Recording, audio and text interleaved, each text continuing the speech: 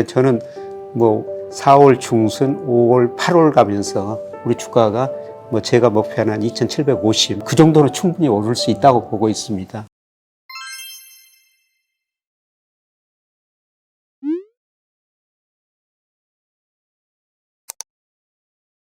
안녕하세요. 김용익의 경제스쿨 구독자 여러분. 저는 교수님과 함께 벌써 3년째 이 채널을 같이 만들어 나가고 있는 임혜성 PD라고 합니다. 오늘 특별히 교수님과 함께 이야기 나누면서 또 여러분들께 전해드릴 말씀이 있어서 같이 나왔습니다. 교수님 초청해 주셔서 감사합니다. 예, 안녕하십니까. 네, 교수님 새해 복 많이 받으세요. 예, 복 많이 받으십시오. 네, 구독자분들께도 한번 새해 인사 드려주시겠어요? 뭐니 해도 건강이 제일 중요하죠. 건강 관리 잘 하시고요. 한 가지 조금 더 바란다면은 뭐 금융시장 잘 활용하셔가지고 건강과 함께 부를 늘리셨으면 좋겠다. 이런 말씀 꼭 드리고 싶습니다. 우리나라 주식시장 얘기를 이제 좀 해보고자 하는데 예. 여기서부터는 조금 저도 무거운 이야기가 되지 않을까 생각이 듭니다. 2024년 새해가 이제 한 달이 좀 지났는데 한국 주식시장은 좀 어려웠던 것 같습니다. 그리고 댓글들도 쭉 보니까 좀 힘들어 하시는 구독자분들도 계신 것 같은데 먼저는 왜 우리나라 시장이 이렇게 좀 어려움에 당면했을까요? 뭐 1월 시작하면서 미국 주가, 뭐 일본 주가 참 많이 올랐었죠. 근데 우리 주가는 하락했는데요. 우리 주가 하락 요인은 크게 보면 두 가지인 것 같습니다. 우선 우리 수출 의존도가 높은 중국, 홍콩 이쪽 경제가 안 좋으면서 이쪽 주가가 많이 떨어지다 보니까 영향을 받았었던 것 같고요. 그 다음에 수급 측면에서는 기관들이 좀 주식을 많이 팔아버렸어요. 기관들이 작년 11월, 12월에 주식을 굉장히 많이 샀었거든요. 근데 작년 11월, 12월 우리 주가가 상대적으로 많이 올랐었어요. 그래서 이익이 나다 보니까 이익 실현을 좀 많이 했던 것 같습니다. 그래서 중국 주가 떨어지고 그 다음에 기관들이 뭐 조금 순매도 하다 보니까 우리 주가가 좀 안 좋았던 것 같습니다. 네. 그렇다면은 우리 구독자분들께서는 이렇게 조금 어려워진 국내 주식 시장에서 이럴 때 좀 어떻게 지혜롭게 대응할 수 있을까요? 뭐 1월 한 달은 좀 힘드셨을 것 같은데요. 그런데 제가 뭐 올해 그 주가 전망하면서 한 2월에서 4월까지는 좀 조정일 것이다 말씀을 드렸고 그 이후로는 다시 오를 수 있다 이런 말씀을 드렸는데요. 이런 때는 좀 참고 기다리시는 게 좋을 것 같습니다. 제가 늘 그 주가를 평가할 때 명목 GDP, 그 다음에 M2라는 유동성, 월별로 일평균 수출 가지고 평가를 하는데요. 그 모든 경제 변수에서 주가 뒤평가 영역에 들어섰거든요. 시간이 가면은 주가는 제자리 갑니다. 그래서 1월 좀 힘들으셨지만은 아마 4월까지도 큰 장은 없을 텐데요. 조금 더 힘든 시기가 올 수도 있습니다만은 이런 때 참고 기다리시고 혹시라도 여유 자금이 있다면은 주식 비중을 더 늘리셔도 될 것 같습니다. 네. 저희가 함께 교수님과 채널을 만들어가면서 구독자분들께 컨텐츠를 전달 드릴 때 이게 말로는 참 쉬운 것 같아요. 저평가 때 사고, 고평가 땐 팔고.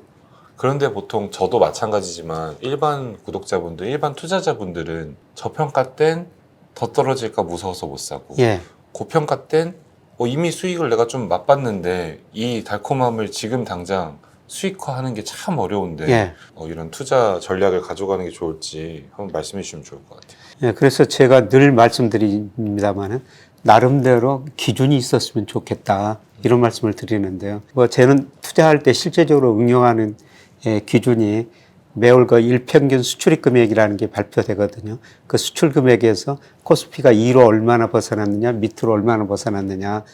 그 다음에 소위 그 호드릭 프레스코트 필터라고 통계 기법에다 추세를 구합니다. 그래서 추세에서 2로 많이 벗어나면 저는 주식 비중 줄이고 밑으로 버리면 주식 비중 줄입니다. 그런 거 기준이 있으면은 시장하고 함께 안 가도 되거든요. 추세에서 많이 벗어날 때 시장에서 굉장히 낙관적인 전망이 많이 나옵니다. 그때 사실 주식 팔기는 굉장히 힘들죠.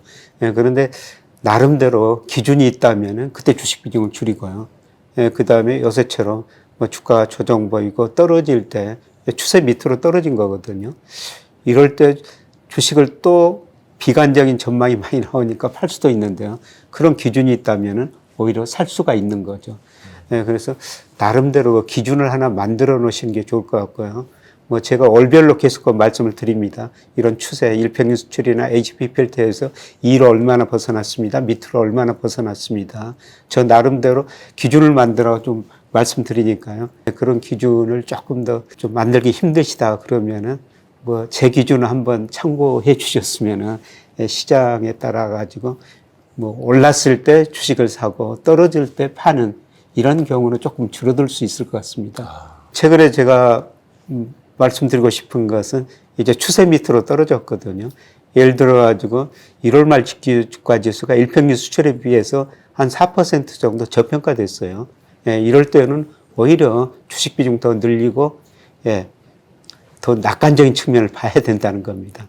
네, 교수님께서 방금 월별 추세, 월별로 기준점, 나만의 기준점을 만들었으면 좋겠고, 혹시라도 그게 어려우신 분들은 교수님의 기준을 좀 참고해 봐라라고 하셨는데, 이미 월별로 교수님과 함께하는 오피셜 스터디 클럽에서 이런 기준점들을 제시해 주고 계세요. 교수님은 이러한 기준점들을 어디서 근거하여서 만드시나요? 뭐 정부에서 공식적으로 발표하는 데이터 가지고 하죠. 예, 그래서 예를 들어서 일평균 수출 금액이라는 것은 매월 1일 날 그 산업통상자원부 간접적 통계를 이용해가지고 산업통상자원부에서 발표하거든요. 그래서 매월 1일 되면은 제가 코스피하고 일평균 수출 금액하고 평가해가지고 코스피가 가대평가됐니 가소평가됐니 계속 말씀을 드리고요. 그 다음에 매월 말 되면은 또 HP 필터라고 해가지고 추세를 구해가지고 거기서 많이 벗어났는지 밑으로 벗어났는지 이런 걸 평가해가지고 계속 오피셜 스타디에서 말씀을 드리고 있습니다. 조금 더 중장기적으로는 명목 GDP에 비해서 지금 주가가 어느 위치에 있는지, 그 다음에 유동성 M2에 비해서 주가가 어느 위치에 있는지 이걸 제가 매월 말씀을 드리고 있습니다. 교수님과 함께하는 그 오피셜 스터디 클럽이 벌써 2기가 지났습니다. 그래서 2월 달로 시작해서 이제 2달 동안 4월 달까지의 과정이 되겠는데요. 벌써 이제 3기가 시작되는 걸 앞두고 있습니다. 그래서 혹시라도 교수님께서 말씀하셨던 이런 투자의 근거들, 투자의 기준들이 궁금하신 분들은 해당 영상 고정 댓글로 3기 바로 신청하실 수 있습니다. 네, 교수님 이어서 그럼 또 질문 드려보도록 하겠습니다. 교수님 말씀 주신 대로 이제 올해 장 안에서 지금이 조금 저평가 구간이다라고 말씀하셨는데 구독자분들이 계속 걱정하는 것 같습니다. 코스피가 이렇게 하다가 다시 오르지 않으면 어떡하지란 걱정을 좀 하시는데 24년도 한 해 좀 전망 우리가 연말로 갔을 때는 물론 달라질 변수가 있겠지만 이 정도 안에서 바운더리 안에서 우리 주가 코스피가 마감될 것 같다 그런 전망이 있으실까요? 예, 아직 우리 뭐 주가가 큰 거 대세 상승 국면 아닙니다. 지난번가 3,000 넘고 3,300을 넘어서야지 뭐 대세 상승 국면이라고 볼 수 있는데요. 예, 그 정도는 아직 아닌 것 같고요. 근데 제가 올해 주가를 전망하면서 작년 평균 주가가 한 2,500 안팎이었었어요. 예, 그런데 올해는 평균 주가가 한 2,550 정도 될 것이다. 작년보다 평균 주가는 높다. 예, 그리고 범위는 주로 2,400에서 2,750 정도까지 움직일 수 있다. 이런 말씀을 드렸는데요. 이미 1월 초에 장중에 2,400 정도까지 갔었어요. 예, 그러면 박스권 하단이라는 거죠. 예, 그럴 때는 우리가 주식 비중을 늘려야 된다는 겁니다. 그리고 당분간 아마 2,650 뭐 넘어서기는 조금 쉽지 않을 것 같은데요.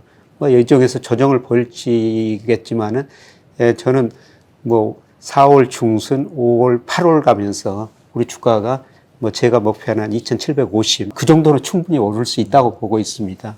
그래서 이번 거 같이 공부하면서 이번에는 우리가 어떻게 하면 그 주식 비중을 더 늘릴 수 있을까? 이번이 그 올해 그 수익을 낼 수 있는 아마 중요한 시기가 아닌가. 뭐 제가 아마 이번 그 스타디에서는 그런 거를 조금 더 강조 드릴 것 같습니다.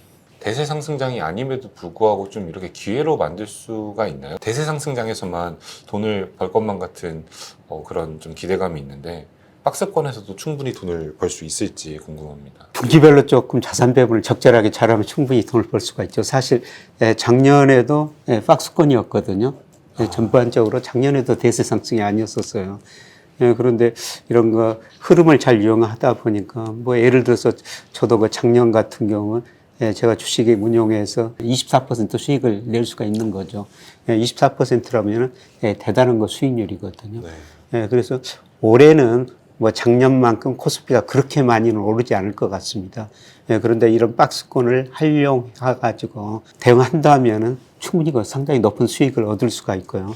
예, 물론 그 국면마다 업종별 그다음에 종목별 수익률은 좀 차이가 날 거예요. 예, 그래서 제가 가능하면 어떤 업종이 더 오를 수가 있을 것인지 이번 제가 4월 중순에서 한 9월까지 주가 많이 오를 수 있습니다. 이런 말씀을 계속 드리고 있는데요. 예, 그 과정에서 어떤 업종이 더 많이 오를 수가 있을는지 여기에 따라 가지고 뭐 차별화는 수익률 차별화가 심화될 수가 있으니까요. 이런 걸 한번 같이 계속 생각해 봐야 될 것 같습니다. 네, 교수님께서 방금 말씀하신 어떤 업종들이 올해 박스권 안에서 또 오르고 내리고 하면서 투자의 기회를 가질 수 있는지는 오피셜 스터디 클럽에서 가장 먼저 말씀드릴 수 있도록 하겠습니다. 그리고 업종이라고 말씀을 하셨는데 우리나라는 수출 기업이 많잖아요. 네. 그러면은 업종을 구분하시고 좀 올해 이번 분기 이번 뭐 하반기 상반기에 좀 주목해야 될 업종을 고르실 때는 그런 수출입 동향을 먼저 보시나요? 또 다른 걸 보시는 게 있으실까요? 예, 우리나라는 수출 의존도가 굉장히 높은 나라입니다. 예를 들어서 우리 GDP에서 수출이 차지하는 비중이 45%나 되는데요. 그래서 우리 품목별 수출을 보면은 어떤 업종이 잘 되는지 알 수가 있죠. 예, 최근에 그 주가가 조정을 보이는 가운데 PBR이 낮은 종목들, 예를 들어서 그동안 뭐 지나치게 접해갔던 금융업종, 통신업종 이런 것들이 좋았는데요.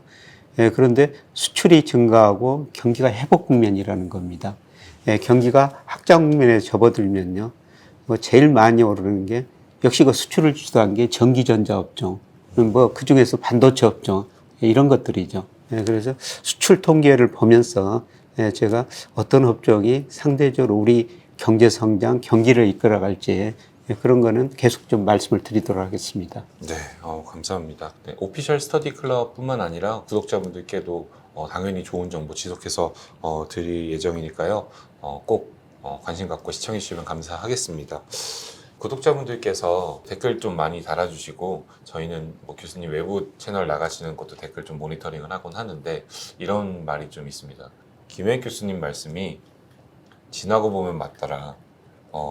그래서 자기들이 참고한다라고 말하면서 시기는 당장의 시기는 딜레이가 있을지언정 정말로 반년 그리고 한 해의 장을 봤을 때는 김혜익 교수님 말대로 했을 때 수익을 지키고 또 낼 수 있었다 이런 말씀을 많이 하시는데 당장의 이런 전망들은 맞추기가 참 어렵죠. 예, 그렇죠. 예, 주가는 누구도 잘 모르죠. 신도 모른다고 그렇지 않습니까? 예, 그런데 그런 주가를 제가 뭐 매도래 조정이 옵니다. 매도래 오릅니다. 이런 말씀을 드리기가 참 불확실성이 높고 어떤 때는 부끄럽기도 하죠. 예, 그런데 제가 그런 말씀을 드리는 것은 모두가 제 모델에 나오는 이런 수치 가지고 말씀을 드린 겁니다. 예, 그런데 어떤 때는 그 모델보다도 조금 앞설 수도 있고 뒤설 수도 있죠. 예, 그래서 제가 작년에 올해가 전망하면서 뭐 2월, 4월 무렵에 좀 조정이 올 것입니다. 물론 그 조정폭은 크지 않을 것입니다. 이런 말씀을 드렸는데 그 조정이 뭐 1월부터 먼저 좀 시작해 버렸거든요. 이런 식으로 뭐 한두 달 차이는 좀 있을 수가 있다는 겁니다. 예, 그러나 큰 그 흐름에는 우리가 뭐 사계절이 있는 것처럼 예, 그런 흐름은 제 예상에서 벗어나지는 않은 것 같아요. 네. 그래서 늘 구독자분들께서도 교수님께 감사 인사를 드리고 있는 것 같습니다. 큰 흐름에서 교수님의 견해를 참고하는 게 투자에 큰 도움이 되는데 우리나라 주식시장은 특히나 개별 종목에 대한 리스크들이 좀 커서 ETF로 그냥 뭐 지수를 추종하는 상품들을 투자하는 것은 어떻게 좀 생각하세요? 예, 저는 뭐 굉장히 좀 바람직스럽다고 생각하고 있어요. 사실 저도 뭐 거시경제 흐름을 공부하기 때문에 ETF 투자를 많이 하는데요. 우리가 그 개별 종목 잘 고르면은 큰 수익을 낼 수가 있죠. 예, 그런데 그 종목을 잘못 고르고 포트폴리오 잘못 구성하면은 수익을 내기가 좀 쉽지 않거든요. 예, 그런데 ETF라는 것은 시대의 흐름을 반영한 것이니까 주가지수, 코덱스 200 같은 200 종목 주수로 구성된 그 ETF도 투자할 수가 있고요. 예, 그 다음에 각 업종별 ETF가 있습니다. 그리고 제가 그 주가가 극단적으로 좀 비관적일 때, 예를 들어서 3,300에서 2,200 이야기할 때도 제가 있었거든요. 예, 그때는 인버스 ETF 같은 거로 리스크 관리를 하시자는 겁니다.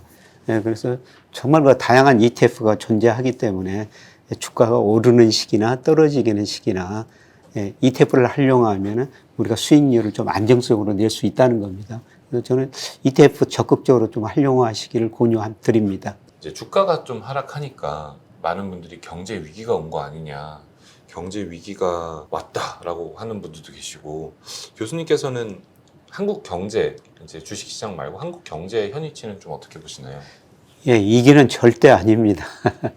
일부에서 그 이기 이야기가 하고 있는데요.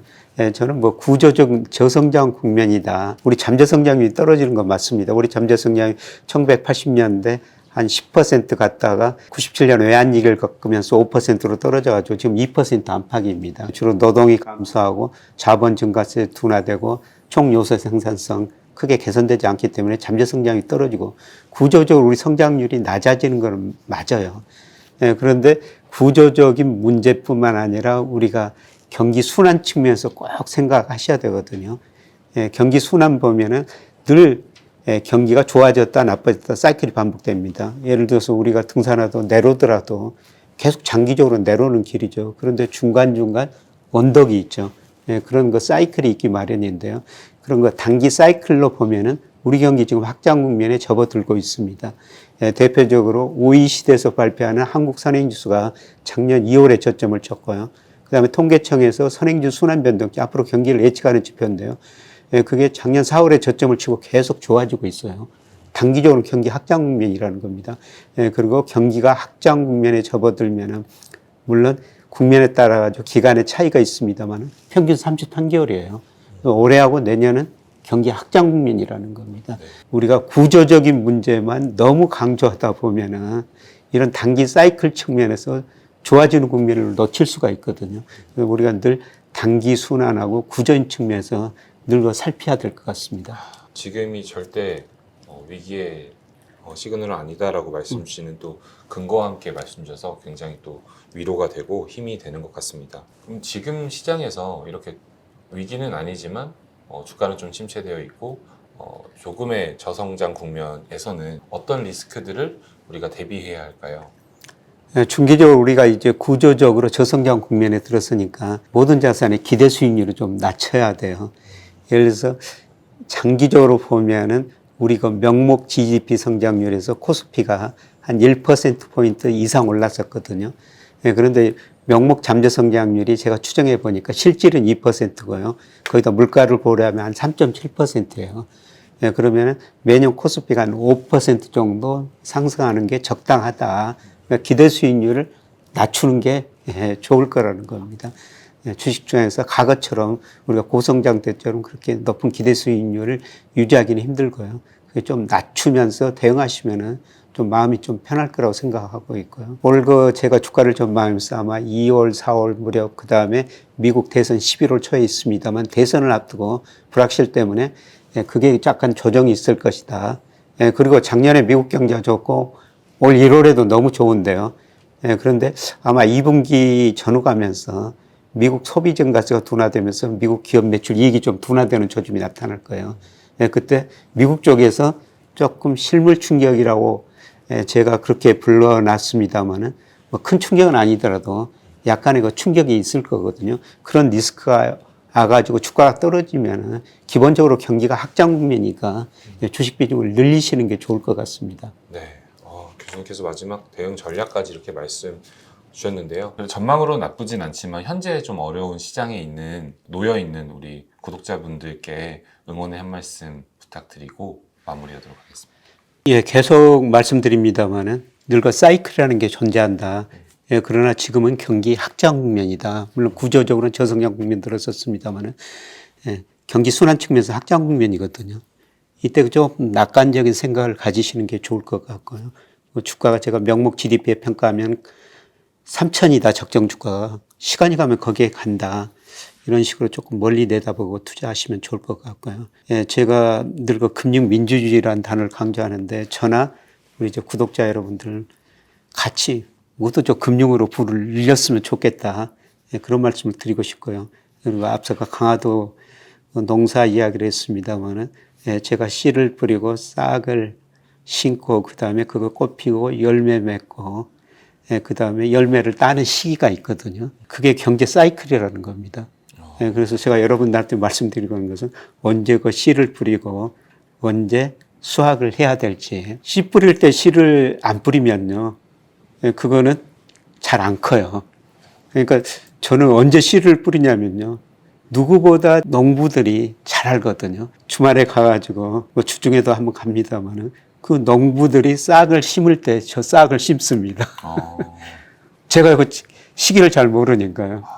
와, 저 너무 이해가 되는 게 교수님께서 저희 구독자분들 유튜브를 통해서 혹은 이렇게 오피셜 스터디 클럽을 통해서 먼저 좀 공부하시고 그래도 먼저 오래 기한 그런 예. 노하우들을 통하여서 데이터를 통해서 이제 멤버분들, 구독자분들에게 알려주시고 그분들이 좀 함께하는 것처럼 교수님께서는 농사에 있어서는 외부 농부분들의 그렇죠. 귤을 따라가는 예. 그러니까 제가 여러분한테 정말 그 잘해드리고 제가 하고 싶은 일은 아까 제가 그 농부가 저한테 어떤 싹을 언제 심어야 될지 가르쳐 주는 것처럼 그 시기를 조금 더 정확하게 할 수 있었으면 정말 좋겠다. 그게 제 소원이고요. 그 다음에 수확을 거둬야 될 때 그거 안 거두면은 그거 썩어버리거든요. 그러니까 그 수확 시기도 같이 좀 말씀을 드리고 싶고 이런 것들이 아마 제 역할이 아닌가 그런 생각을 합니다. 네, 교수님의 마지막 말씀에 다 담겨 있는 것 같습니다. 교수님께서 올해 한 해도 또 구독자분들께 좋은 컨텐츠 들려드릴 것 늘 강조하시고 약속하셨고 이번에 김영희 교수님과 함께하는 오피셜 스터디 클럽 2월 말부터 진행됩니다. 3기 또 함께 하시고 싶으신 분들은 해당 영상 고정 댓글로 바로 지금 신청하실 수 있습니다. 교수님께서 들려주시는 고견과 그때그때 꼭 알아야 되는 우리 경제 이슈들 그리고 주간 단위로 업데이트되는 우리 코스피 전망까지 함께 여러분들이 받아가시면 교수님께서 앞서 말씀 주셨던 것처럼 옆에 계신 전문가 농부분이 교수님께서 언제 씨를 뿌리고 또 더 중요한 수확하지 않으면 썩는다라고 말씀하셨는데 저희도 저희가 갖고 있는 소중한 자산을 언제 또 투자하고 어떠한 시기에 또 수확을 해야 되는지 배울 수 있는 3기가 되었으면 좋겠습니다. 네, 그럼 오늘 영상은 여기까지 마치도록 하겠습니다. 교수님 감사합니다. 네, 고맙습니다.